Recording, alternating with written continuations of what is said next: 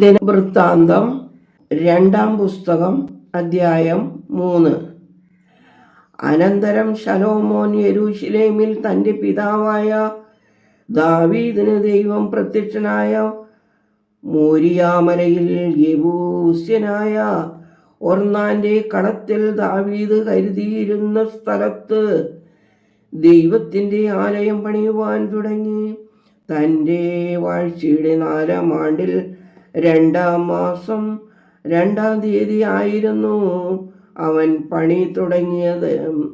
ദൈവാലയം പണിയേണ്ടതിന് ശലോമോനിട്ട അടിസ്ഥാനത്തിൻ്റെ അളവ് മുൻവശത്തെ അളവിൻ പ്രകാരം അതിൻ്റെ നീളം 60 മുഴം, വീതി 20 മുഴം. മുൻവശത്തുള്ള മണ്ഡപത്തിന് ആലയത്തിൻ്റെ വീതിക്ക് ഒത്തവണ്ണം 20 മുഴം നീളവും 120 മുഴം ഉയരവും ഉണ്ടായിരുന്നു.